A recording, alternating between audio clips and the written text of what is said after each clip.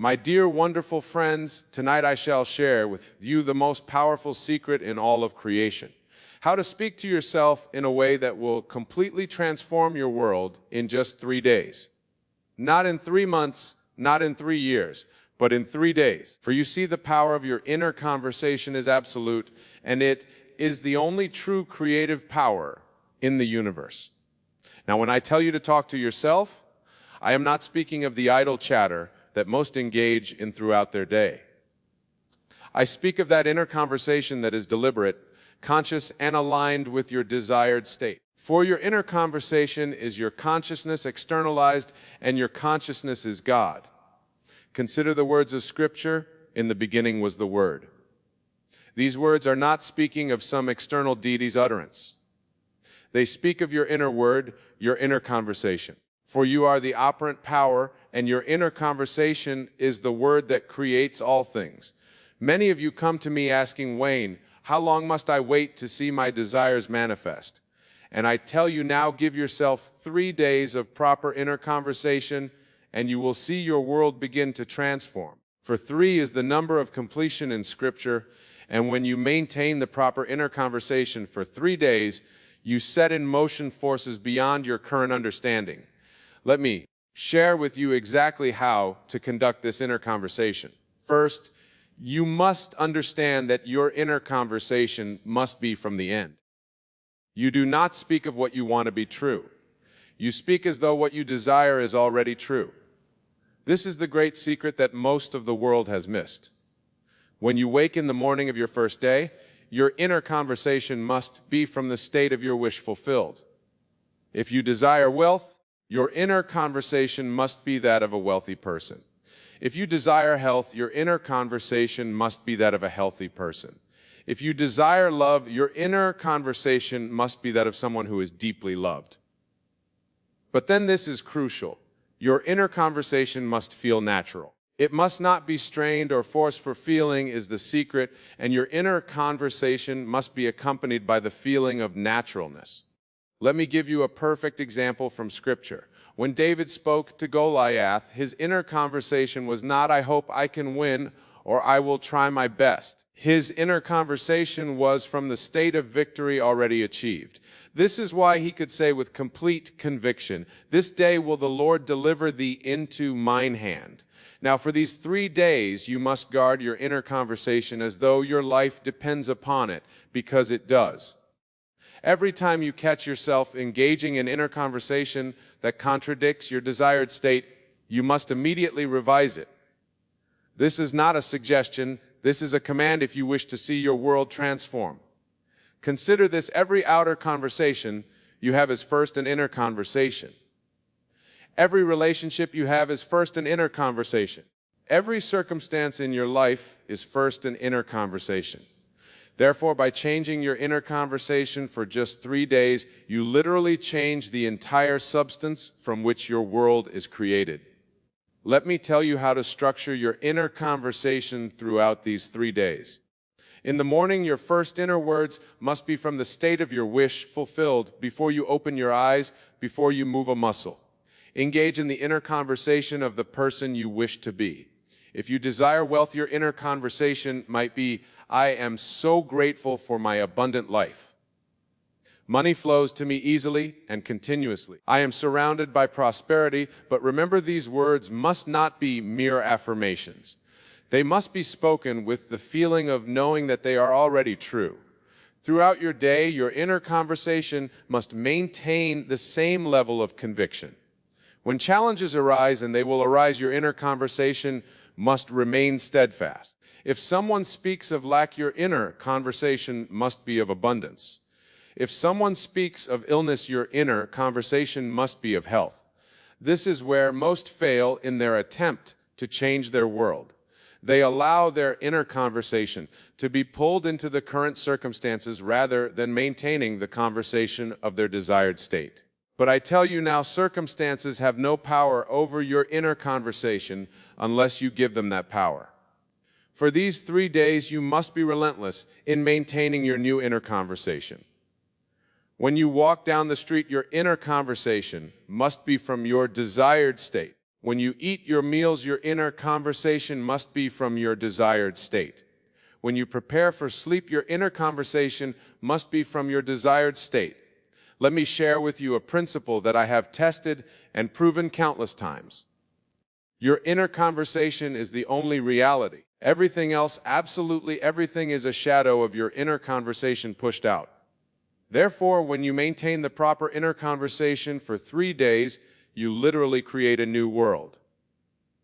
Many of you may be thinking, but Wayne, 3 days seems too short a time to change my entire world. Let me remind you of the story of Jonah. How long was he in the belly of the whale? 3 days. And after 3 days he was transformed and his world was transformed. This is not coincidence, my dear friends. This is law. 3 days of proper inner conversation is all that is required to set in motion the forces that will transform your world. But these must be 3 complete days, not 3 days of wavering between states. During these 3 days, you must guard your inner conversation, not just in your waking hours, but as you fall asleep. For the last inner conversation you have before sleep is particularly powerful. It continues to echo through your subconscious mind throughout your sleep. Therefore, as you prepare for sleep during these 3 days, your inner conversation must be perfectly aligned with your desired state. If you desire a successful business, your inner conversation might be, I am so grateful for my thriving business. My customers are delighted with our services.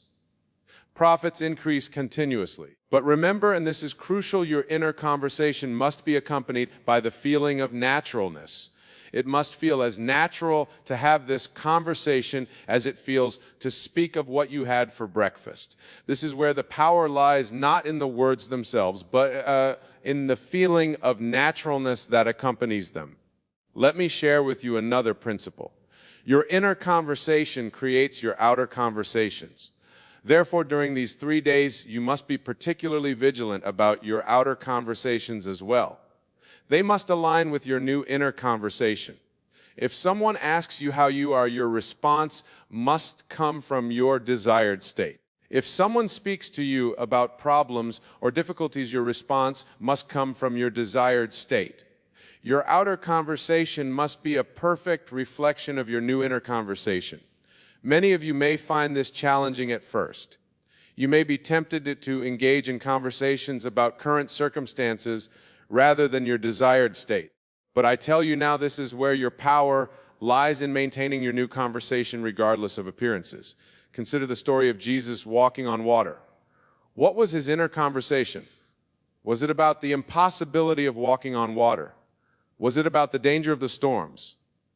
No. His inner conversation was from the state of mastery over all natural laws, and his outer world had to conform to this inner conversation. During these 3 days, you must maintain the same level of conviction in your inner conversation. You must speak to yourself as though your desired state is already your reality. Not as though it will be, not as though it might be, but as though it is. Let me share with you how to handle doubts when they arise during these 3 days, and they will arise. When a doubt appears in your mind, do not fight it. Instead, immediately revise your inner conversation. If you catch yourself saying inwardly, this isn't working, immediately revise it too. Everything is working perfectly. My world is transforming now.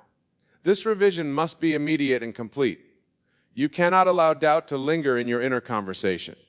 For remember, your inner conversation is the only reality.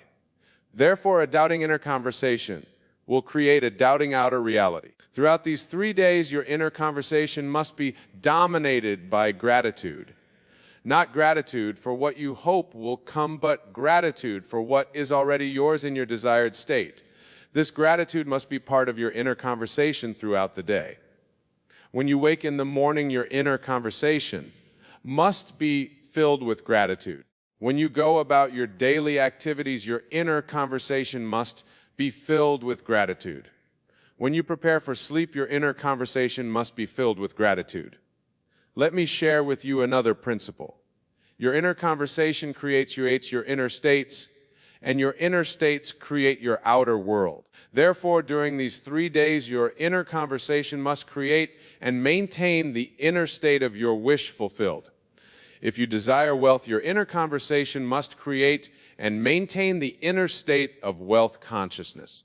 If you desire health, your inner conversation must create and maintain the inner state of health consciousness. If you desire love, your inner conversation must create and maintain the inner state of being loved. Many of you may be wondering what to do if you slip in your inner conversation during these 3 days. Let me be very clear, you must not condemn yourself. Instead, immediately revise the conversation. Remember, you are training yourself to maintain a new inner conversation, and like any training, it requires practice. During these 3 days, your inner conversation must be your primary focus. Every other activity must be secondary to maintaining your new inner conversation. For you are literally recreating your world through this conversation. Let me share with you how to structure your inner conversation for specific desires. If you desire a new home, your inner conversation might be, I love living in my beautiful new home. Everything about it is perfect for me. If you desire a promotion, your inner conversation might be, I am so grateful for my new position. It's everything I desired and more. But remember, these are not mere words. They must be accompanied by the feeling of living in that new home, the feeling of working in that new position. Fulfilling is the secret, and your inner conversation must generate the feeling of your wish fulfilled. Throughout these 3 days, your inner conversation must be specific. Vague inner conversation creates vague results. Therefore, speak to yourself with clarity about your desired state. Be specific in your inner conversation about what you are grateful for, what you are experiencing, what you are enjoying in your desired state. Let me share with you another principle. Your inner conversation creates your self-concept, and your self-concept creates your world. Therefore, during these 3 days, your inner conversation must be about who you are, not just what you have. If you desire success, your inner conversation must be about being a successful person, not just about having success. If you desire abundance, your inner conversation must be about being an abundant person, not just about having money. If you desire love, your inner conversation must be about being a loved person, not just about having a relationship. During these 3 days, your inner conversation must be continuous, not in the sense of constant chatter, but in the sense of consistent alignment with your desired state. Every time you become aware of your inner conversation, it must be from your desired state. Let me share with you how to maintain this continuity. Set reminders for yourself throughout the day.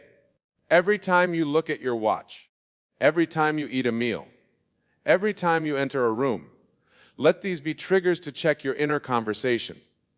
But remember, your inner conversation must not be mechanical. It must be aligned with feeling rich with the emotion of your desired state. For it is the feeling that gives power to your inner conversation. Throughout these 3 days, your inner conversation must be sovereign. You must not allow anyone or anything to dictate your inner conversation. Not circumstances, not other people's opinions, not past experiences. Nothing must have power over your inner conversation except you. Let me share with you another principle. Your inner conversation creates your expectations, and your expectations create your experience. Therefore, during these 3 days, your inner conversation must create the highest expectations of good for yourself. Many of you may be thinking, but Wayne, what if my desired state seems impossible? Let me remind you, nothing is impossible to your inner conversation. Your inner conversation is God in action, and to God, all things are possible. During these 3 days, your inner conversation must be about possibility, not probability. You must speak to yourself from the state of your wish fulfilled, regardless of how probable or improbable may seem to your rational mind. Let me share with you how to handle apparent failures during these 3 days. If something happens that seems to contradict your desired state, your inner conversation must remain unchanged. You must speak to yourself as though the seeming failure is actually part of the perfect unfolding of your desire. Remember, your inner conversation is creating your reality, not the other way around. Therefore, no external circumstance has the power to change your inner conversation unless you give it that power. Throughout these 3 days, your inner conversation must be your constant companion. It must be the lens through which you view every experience, the filter through which you interpret every event, the standard by which you measure every circumstance. Let me share with you another principle. Your inner conversation creates your belief system, and your belief system creates your reality. Therefore, during these 3 days, your inner conversation must consistently reinforce the beliefs that support your desired state. During these 3 days, your inner conversation must be a perfect reflection of the person you wish to be. You must speak to yourself as that person would speak. Think as that person would think. Feel as that person would feel. Let me share with you how to maintain this level of consciousness. When you catch yourself speaking from your old state, immediately ask yourself, how would I be speaking to myself if I were already the person I wish to be? Then revise your inner conversation accordingly. Throughout these 3 days, your inner conversation must be about what is not, what was, or what might be.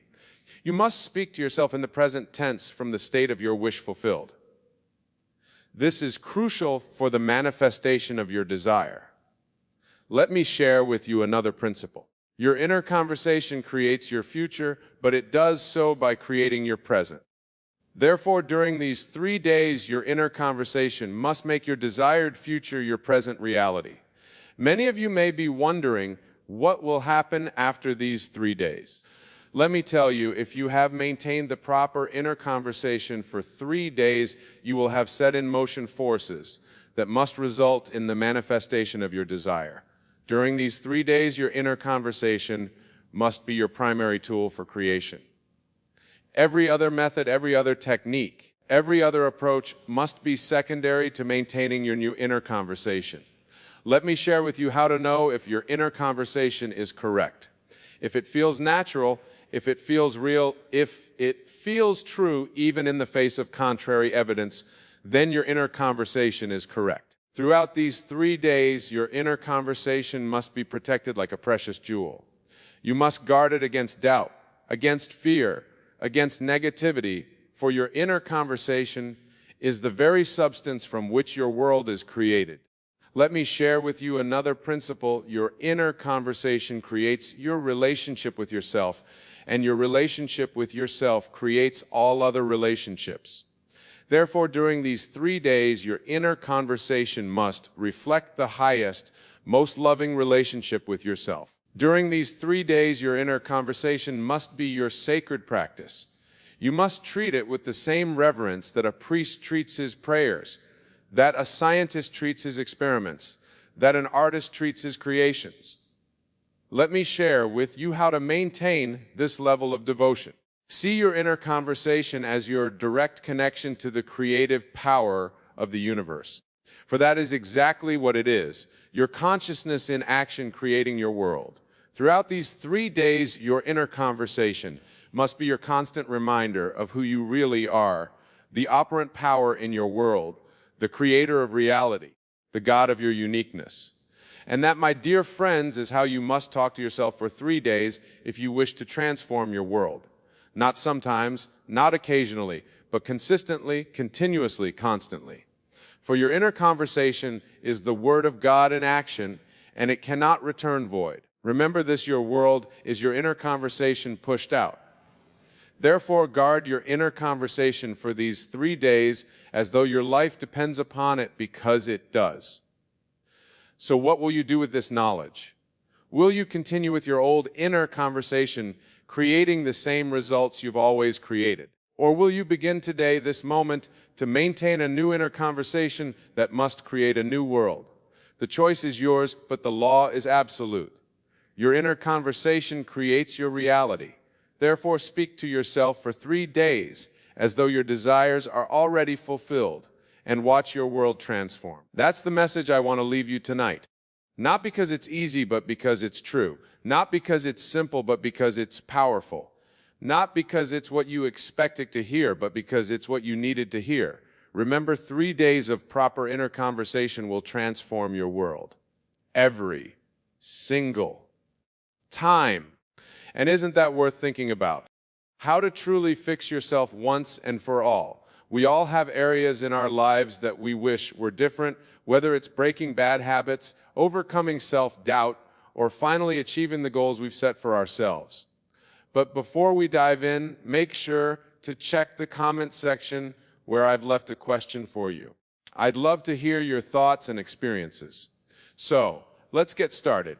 Fixing yourself is not about perfection. It's about progress. It's about recognizing that you have the power to shape your life and taking intentional steps to make it better. The first and most important step in this journey is self-awareness. You can't change what you don't acknowledge, so take a moment to reflect on your life, your habits, your behaviors, and your thoughts. What areas do you feel need improvement? Maybe it's your physical health, your mindset, or the way you handle relationships. Whatever it is, the key is to be brutally honest with yourself. It can be difficult to face your flaws, but remember, self-awareness is the foundation upon which all personal growth is built. Start by taking a deep inventory of your life. Ask yourself questions like, what habits are holding me back? What recurring thoughts or beliefs are limiting my potential? Are there relationships in my life that drain me rather than uplift me? Write these down and be as specific as possible. The more clearly you can identify what needs fixing, the easier it will be to develop a plan to address it. Once you've identified the areas that need work, the next step is to take full responsibility for your life. This might be the hardest part because it requires you to stop blaming external factors like other people, your circumstances, or your past for your current situation.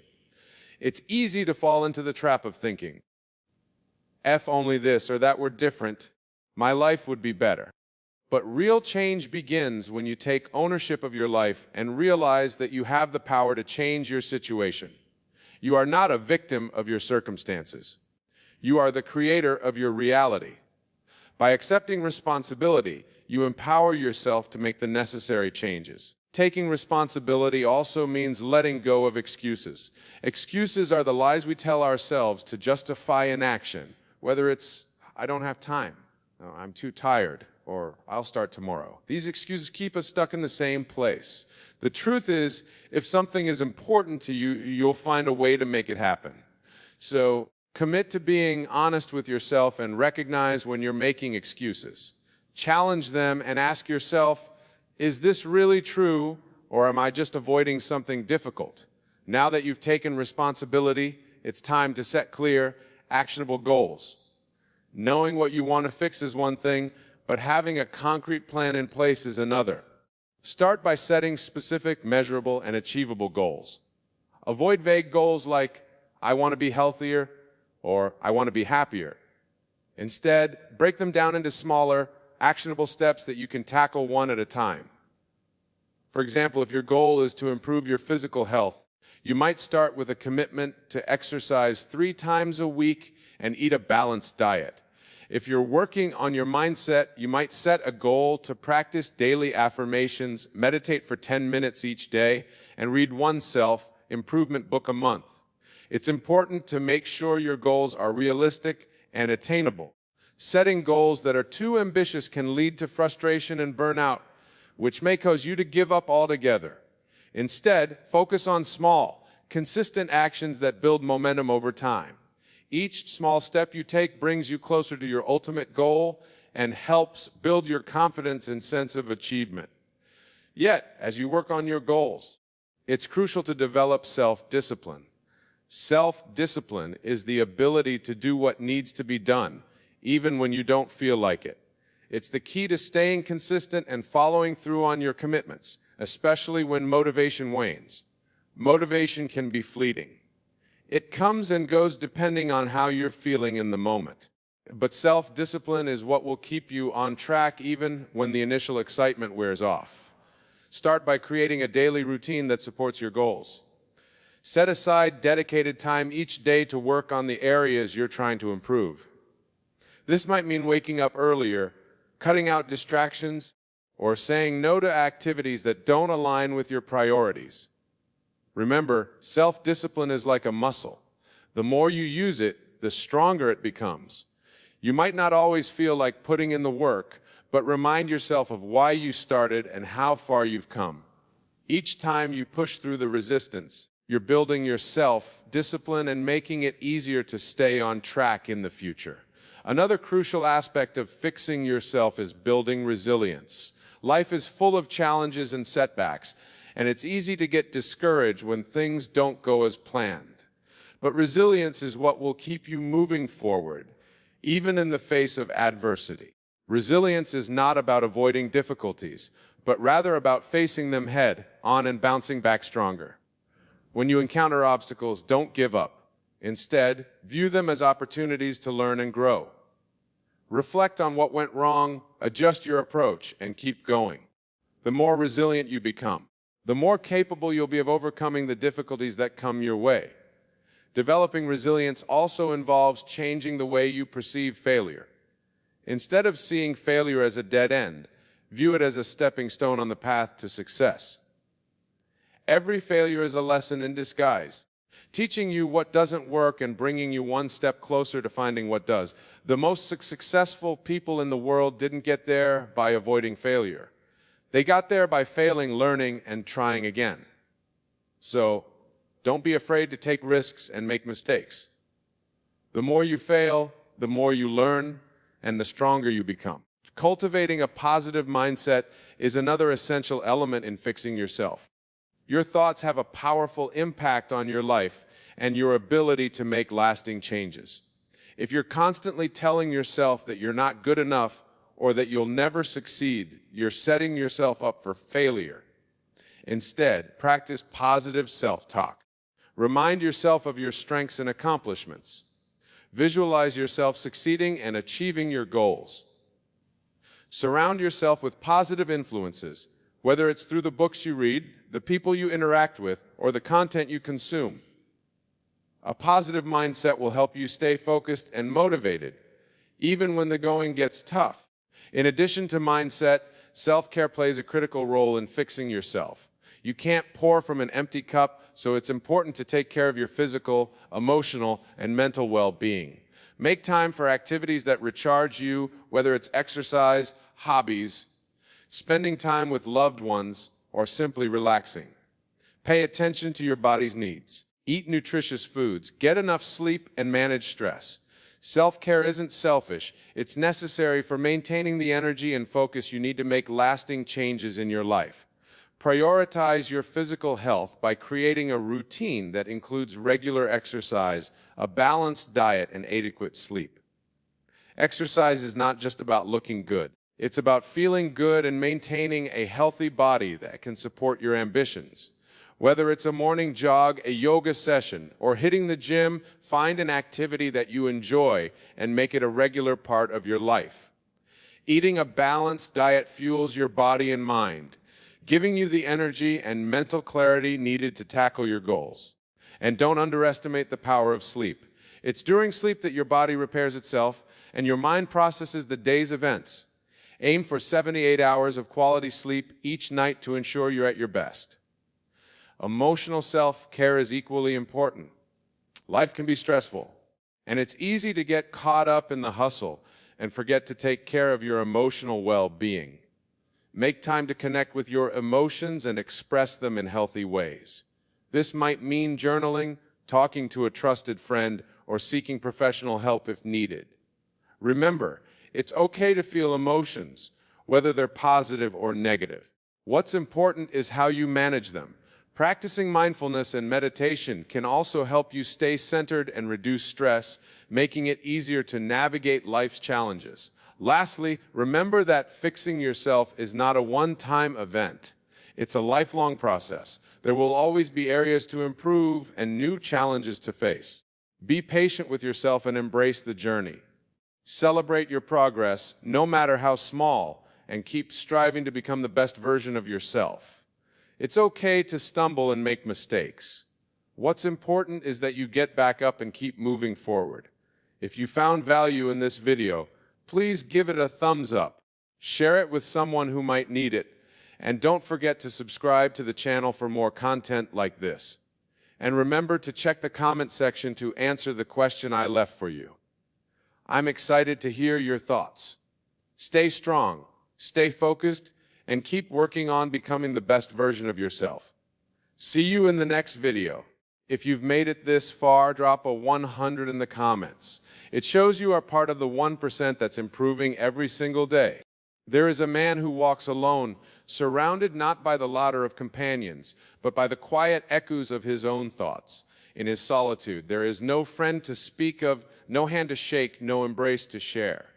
Yet in the silence of his existence lies the profound secret of the divine connection the world would call such a man lonely, an outcast. Perhaps, but they see only with mortal eyes. They measure his life by the absence of voices around him, forgetting that the absence of noise often reveals the whispers of the eternal. This man without friends is not abandoned, but invited to discover that the greatest friendship he will ever know resides within his own soul. To be alone is not to be forsaken. It is to be chosen. For in this sacred isolation, a man can finally hear the call of the infinite. His solitude becomes the fertile ground where the seeds of divine truth are sown. In the stillness, he is taught the greatest lesson, that God himself is his companion, his confidant, his eternal friend. This friendship requires no validation from the world, for it is unshaken by time, untouched by betrayal, and unbroken by death. A man with no friends carries a heavy cross, but that very cross leads him to the heights of spiritual awareness. He learns to walk by faith and not by sight, to trust in the unseen arms that hold him steady while others seek comfort in fleeting relationships. He finds solace in the unwavering presence of the divine. He becomes a vessel filled not with the fleeting approval of men, but with the boundless love of the Creator. This man, seemingly alone, is far from empty. In fact, he is the richest among men, for he has uncovered the truth that eludes many. The kingdom of God is within him. Every step he takes is guided, every breath he draws is sanctified, and every tear he sheds is caught by the hand of his eternal friend. His isolation transforms into revelation, and his solitude becomes a sanctuary.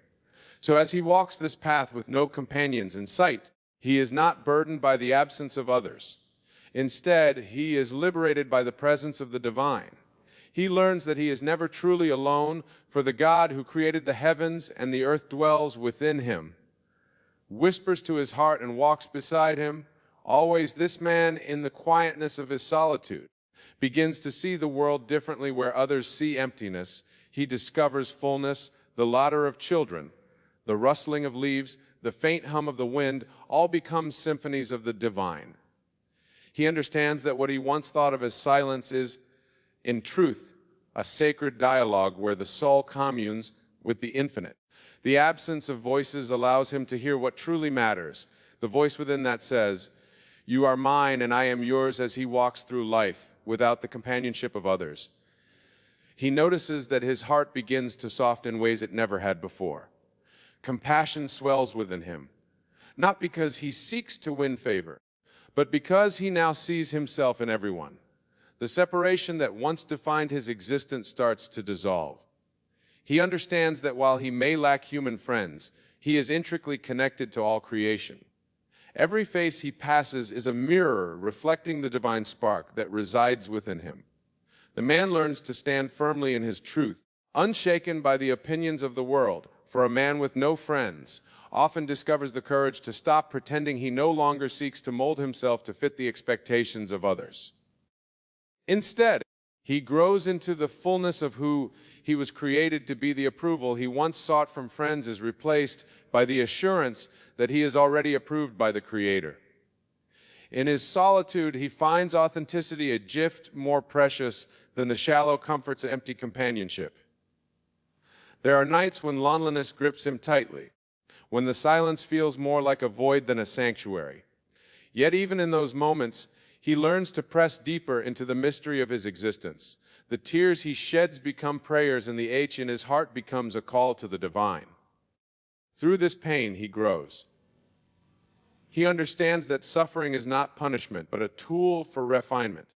Just as gold is purified by fire, so too is his soul purified in the furnace of solitude. In time, he realizes that his journey is not one of lack, but of abundance. While others surround themselves with people, yet feel an emptiness within. He discovers the fullness of life and his connection to the divine. He walks with the quiet confidence of a man who knows that every step is guided, every path is purposeful.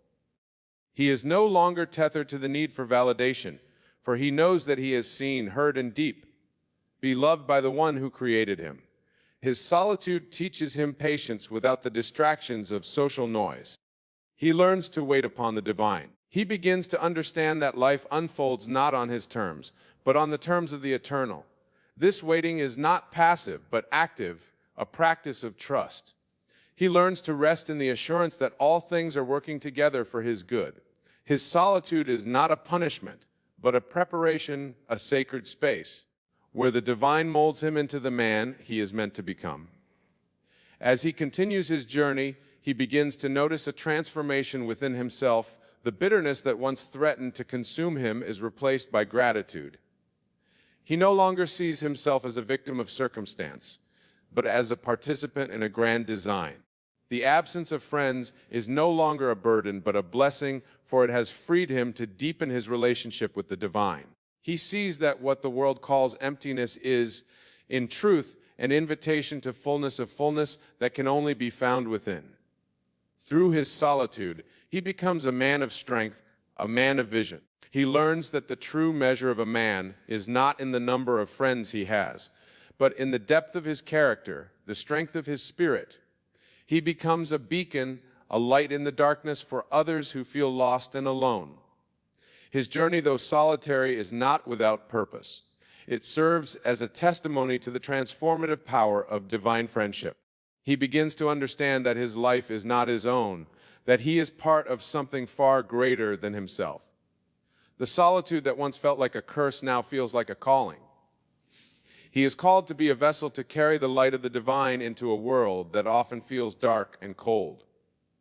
His isolation becomes his strength, for it has taught him to rely not on the fleeting comforts of human relationships, but on the eternal assurance of the divine.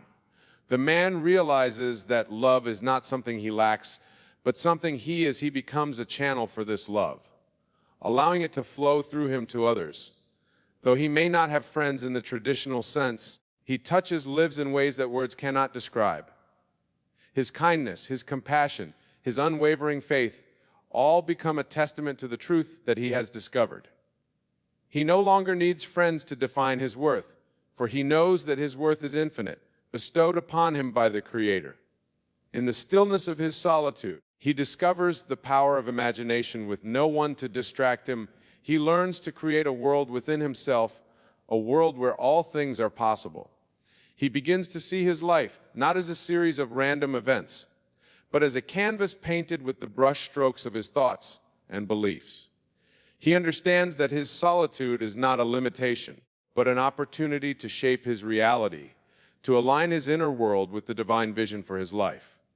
As he continues to walk this path, he becomes a man of peace. The storms of life no longer unsettle him, for he has found a sanctuary within himself. He knows that he is never truly alone, for the divine presence is always with him, guiding him, comforting him, loving him.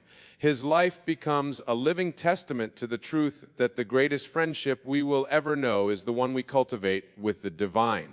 And so he walks forward not in loneliness, but in the fullness of divine companionship. A man who is truly never alone. The man walks with a quiet resolve, carrying within him the realization that life is not measured by the relationships he lacks, but by the depth of the connection he has cultivated with the unseen. Each day he awakens not with a sense of despair over his solitude, but with a profound gratitude for the opportunity to delve deeper into the mysteries of his own being. He no longer views his life through the lens of absence.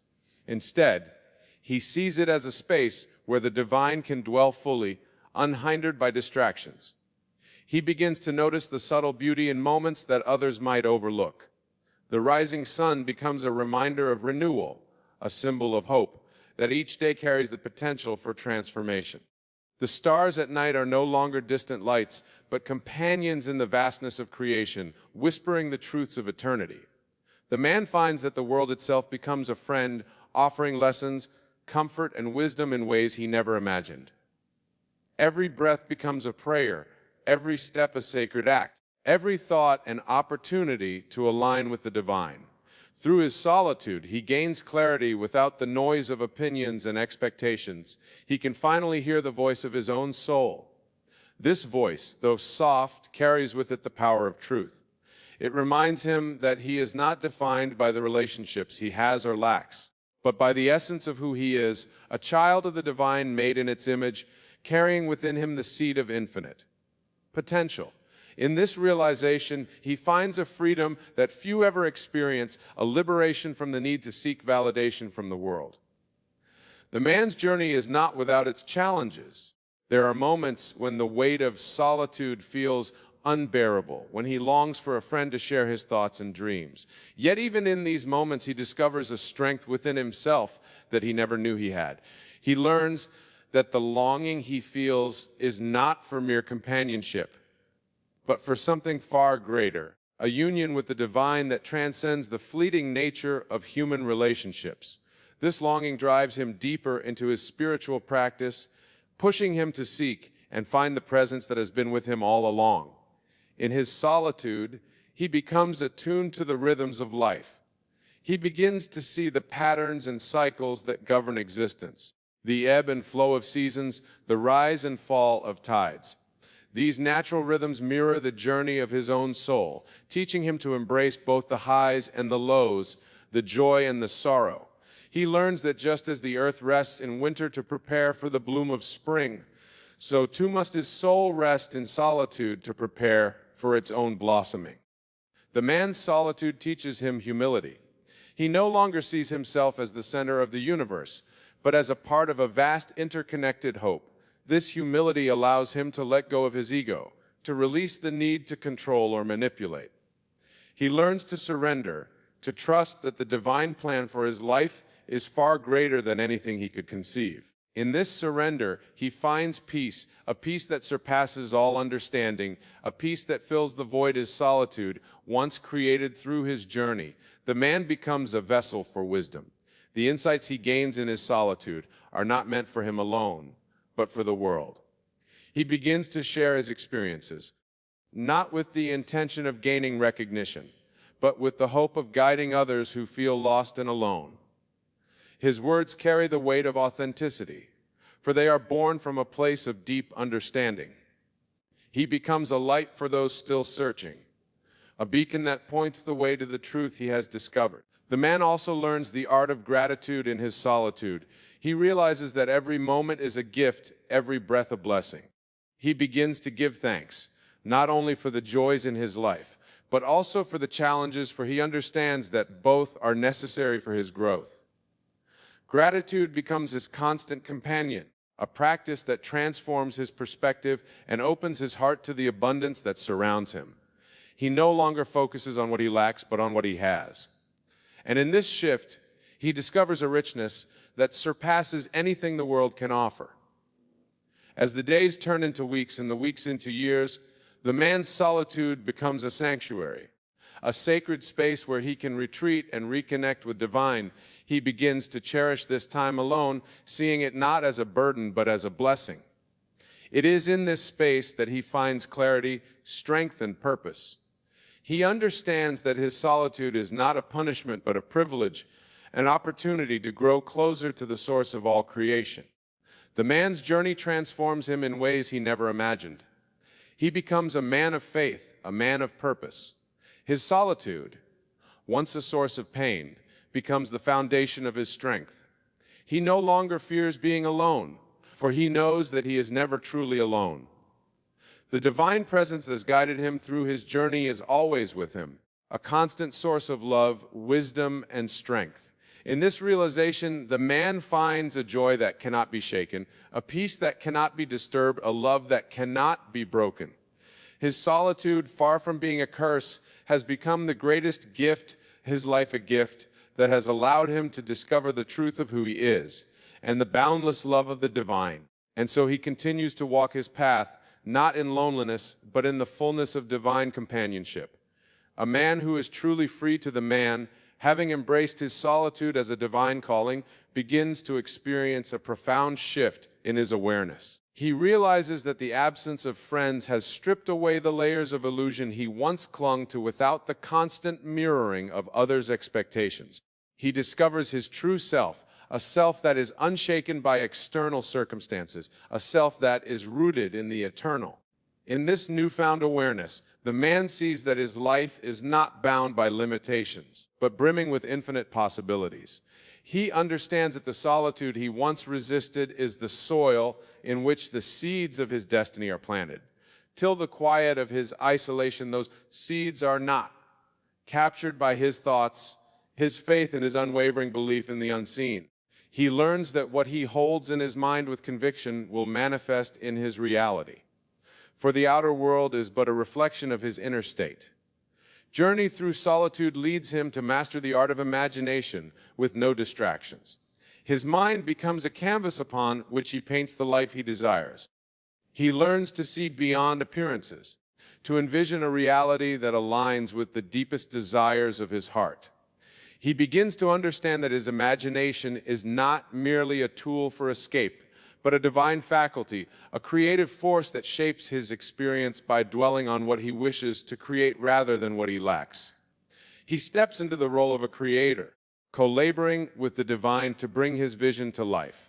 The man also learns to cherish the present moment in the silence of his solitude. He discovers the past and future are illusions, mere constructs of the mind. The only reality is the present, and it is in this present moment that he finds the fullness of life. He realizes that the divine is not distant or far off, but present in every breath, every heartbeat, every ray of sunlight that touches his face. This awareness transforms his solitude into a sanctuary, a sacred space where he communes with the infinite. As the man grows in his understanding, he begins to radiate a quiet confidence that draws others to him. Though he has no friends in the traditional sense, he becomes a source of inspiration for those who encounter him. His presence carries a sense of peace, a depth that cannot be faked or manufactured. People sense that he has tapped into something profound, something eternal, and they are drawn to the light that emanates from within him. The man's solitude also deepens his compassion. He no longer sees others as separate from himself, but as reflections of the same divine essence that dwells within him. This realization dissolves the barriers of judgment and fear, replacing them with love and understanding. He learns to forgive not only others, but also himself, for he understands that all are on a journey of becoming, a journey that is guided by grace to his solitude. He becomes attuned to the subtle whispers of the divine without the noise of the world to drown it out. He hears the voice of intuition, the inner knowing that guides him on his path. He learns to trust this voice, to follow its leading, even when it defies logic or reason. In doing so, he discovers a life of alignment, a life where synchronicities abound and doors open effortlessly. He sees that his solitude has not isolated him, but has connected him more deeply to the flow of life. To see the man's journey also teaches him resilience, without the safety net of friendships to fall back on. He learns to rely on his inner strength. He becomes like a tree that grows strong and deep roots in the absence of shelter, capable of withstanding the storms of life. His solitude becomes his teacher, revealing to him the depths of his courage and the boundlessness of his spirit. He learns that true strength is not found in numbers, but in the quiet assurance that he is never alone. Over time, the man realizes that his solitude has given him a gift that few ever receive, the gift of knowing himself in the absence of external distractions. He has been forced to confront his fears, his insecurities, his doubts, but in doing so, he has also discovered his dreams, his passions, his purpose. He understands that his solitude has not diminished him, but has revealed the truth of who he is, a being of light, love, and infinite potential. The man comes to see his life as a journey of unfolding, a process of becoming who he was always meant to be. His solitude, far from being a hindrance, has been the catalyst for his transformation. It has stripped away the superficial to reveal the sacred, replacing emptiness with a fullness that can never be taken away. He walks through life with a quiet joy, a knowing that he is not defined by the relationships he has or lacks, but by the relationship he has cultivated with the divine.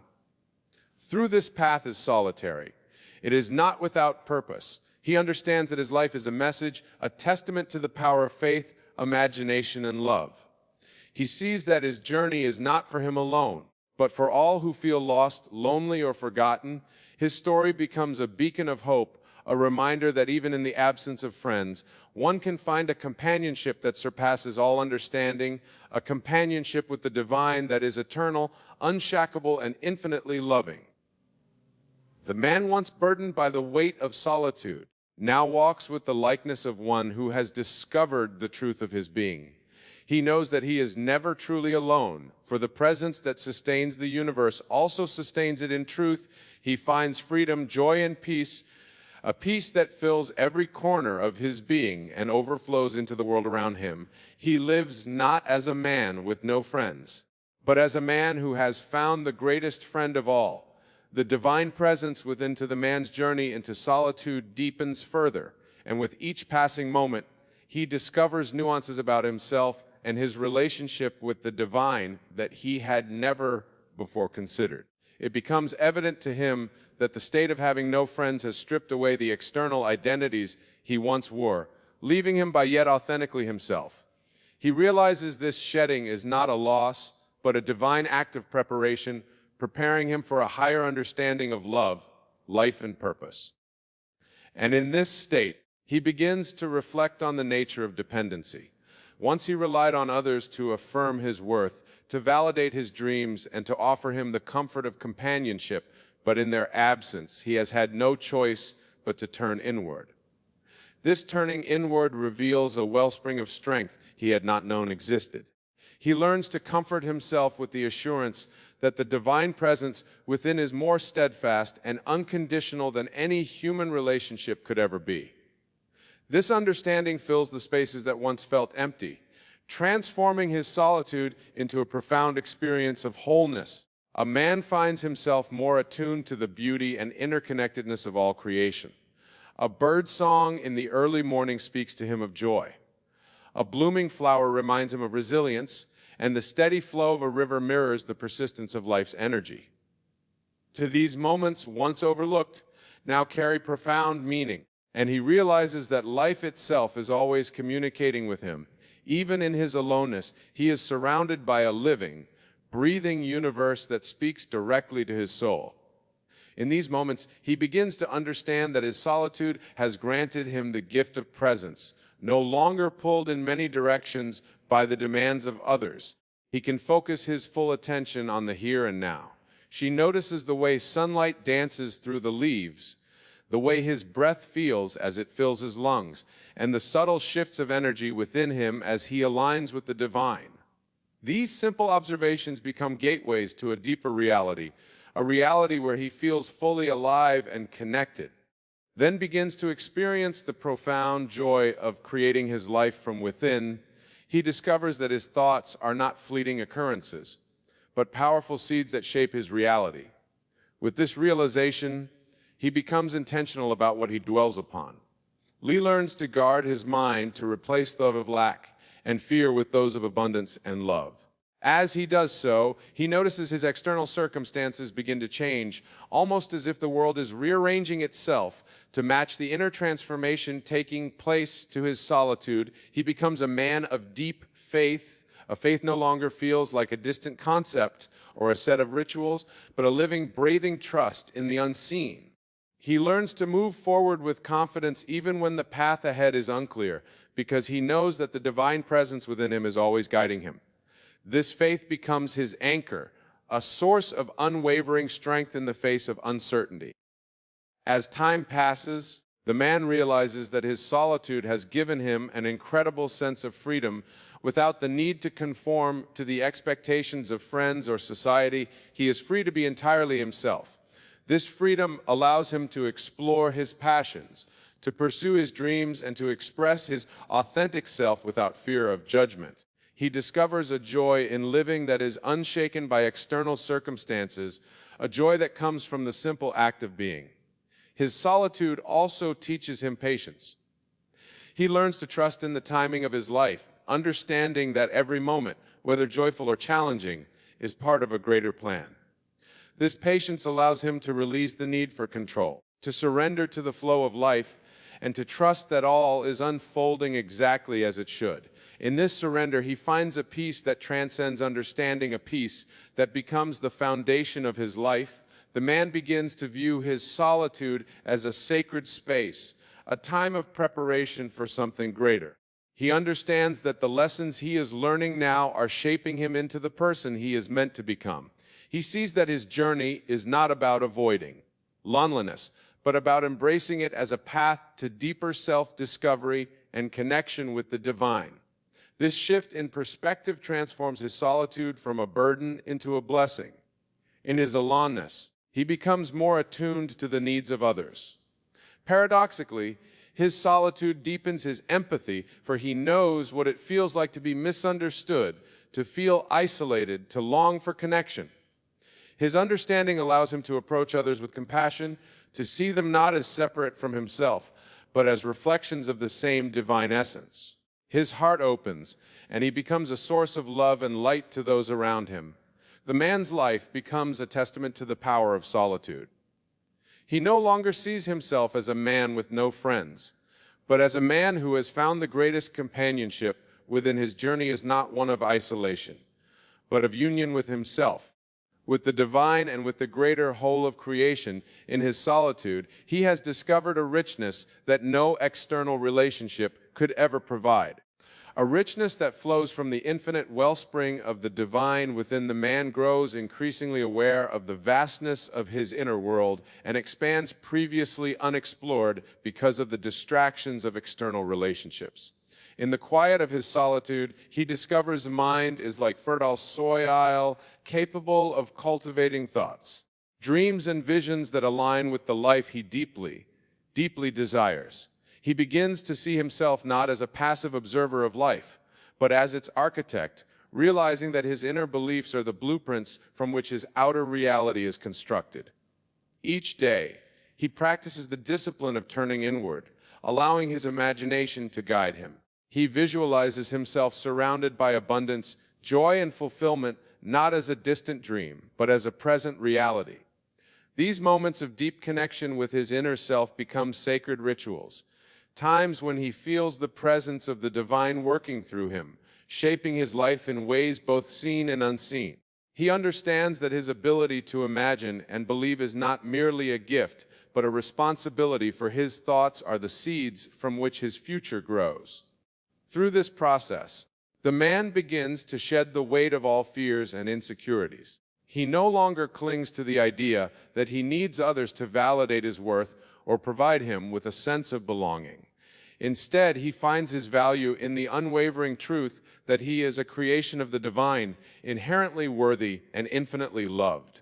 This realization transforms the way he sees himself and the world around him. He no longer views solitude as an absence, but as a fullness, a state where he can hear the whispers of the divine and feel its presence in every fiber of his being.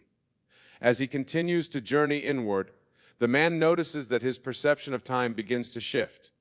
The hours that once felt heavy with loneliness now seem to flow effortlessly, filled with meaning and purpose. He learns to savor each moment, understanding that life is not something to be rushed through, but experienced fully. This newfound appreciation for the present brings a sense of peace that permeates every aspect of his life. He no longer feels the need to chase after the approval of others or to fill his days with distractions. Instead, he finds joy in the simple act of being, in the stillness that allows him to connect with the divine essence within. The man's solitude also becomes a source of clarity without the noise of external influences. He begins to see his life with new eyes. He recognizes patterns and beliefs that no longer serve him, and has the courage to let them go in their place. He cultivates new ways of thinking and being that align with his highest self. This process of inner transformation is not always easy, but he embraces it with faith, knowing that each step he takes brings him closer to the fullness of his divine potential. Over time, the man notices subtle yet profound changes in his outer reality. Opportunities that once seemed out of reach begin to present themselves, and the people he encounters reflect the love and authenticity he has cultivated within. He realizes that his solitude has not isolated him, but has prepared him to engage with the world in a deeper and more meaningful way. The relationships he now forms are not based on need or fear, but on mutual respect and shared purpose. These connections, though few in number, are rich and fulfilling, a testament to the transformation that has taken place within him. The man's journey through solitude also deepens his relationship with the divine. He comes to understand that the presence he feels within is the same presence that sustains the entire universe. This realization fills him with awe and gratitude, for he sees that he is not separate from the divine, but an expression of it. This awareness transforms his life into an act of worship, a celebration of the infinite love and wisdom that flows through him. In his solitude, the man becomes a beacon of light to others. Even if he does not seek to be, people are drawn to the peace and strength that emanate from him, sensing that he is tapped into something profound and eternal, though he does not rely on their admiration or approval. He welcomes the opportunity to share what he has learned. He speaks not from a place of superiority, but from a deep understanding of the human experience, offering encouragement and hope to those who feel lost or alone. The man's story is one of transformation, a testament to the power of solitude, and the divine presence within his journey has taught him that true fulfillment does not come from external circumstances, but from the inner alignment with the infinite. He has learned to see his solitude not as a limitation, but as a gift, a sacred space where he can grow, heal, and become the person he was always meant to be. In the stillness, he starts to confront the beliefs that have shaped his life up until now. These beliefs, he realizes, are not truths but perceptions that were created based on past experiences, societal conditioning, or the opinions of others. He begins to challenge these old narratives, examining each belief with clarity and objectivity. As he does, he uncovers the power he holds to rewrite these narratives, transforming fear into courage, doubt into confidence, and limitation into possibility. The more he shifts his mindset, the more he witnesses his world reflecting back his inner transformation. The power of thought becomes his constant companion. He understands that his thoughts are not random occurrences, but active creators of his reality. He begins to cultivate a disciplined mind, one that focuses on only those thoughts that align with his highest good. He refuses to entertain thoughts of lack, inadequacy, or unworthiness. Instead, he nurtures thoughts of abundance, strength, and divine purpose. Over time, he sees the effects of this practice in his external life. As opportunities flow toward him with ease, relationships become more harmonious, and an undeniable sense of fulfillment emerges from within. In this deep process of self-realization, the man also finds that his emotions, which were once volatile and unpredictable, begin to stabilize. He recognizes that emotions are not to be suppressed or ignored, but understood and embraced. Each emotion, he learns, is a messenger carrying wisdom about his inner state. When he feels sadness, it is a signal to examine areas of his life that need healing. When he experiences joy, it is a reflection of his alignment with his divine essence. By becoming the observer of his emotions, rather than being at their mercy, he gains mastery over his inner world, which in turn shapes his outer world. With this mastery of thought and emotion, the man begins to explore the depth of his imagination. He understands that imagination is the gateway to all possibilities. It is through imagination that he can create the life he desires, manifesting the dreams that once seemed out of reach. He spends time each day visualizing his ideal life, not as a distant future, but as a present reality. He imagines himself living in harmony with others, achieving his goals, experiencing profound peace, and living in abundance. As he immerses himself in these vivid, joyful images, he feels the emotions of success and fulfillment as though they have already come to pass. His imagination becomes a powerful tool for manifestation, a conduit through which he channels his desires into physical form. in his solitude, the man also learns to reconnect with nature. He finds solace in the quiet beauty of the world around him, realizing that nature, too, is an expression of the divine. The wind whispers messages of peace. The trees stand as silent sentinels, embodying strength and endurance, and the stars offer glimpses of the infinite in the vastness of the natural world. He begins to see that he is not isolated, but part of something much greater than himself. He is a single thread in the grand tapestry of life, intricately woven into the very fabric of the universe. This realization fills him with a deep sense of gratitude, for he knows that every part of nature is a reflection of the divine energy that also resides within him. The more the man explores these depths of consciousness, the more he comes to understand the importance of self-love. For much of his life, he had sought love and validation from others. But now he recognizes that true love begins within. He learns to love himself unconditionally, accepting every part of himself, the strengths and weaknesses, the successes and failures, the light and the shadows. He understands that by loving himself, he aligns with the divine love that is always present, and this love becomes the foundation upon which his life is built.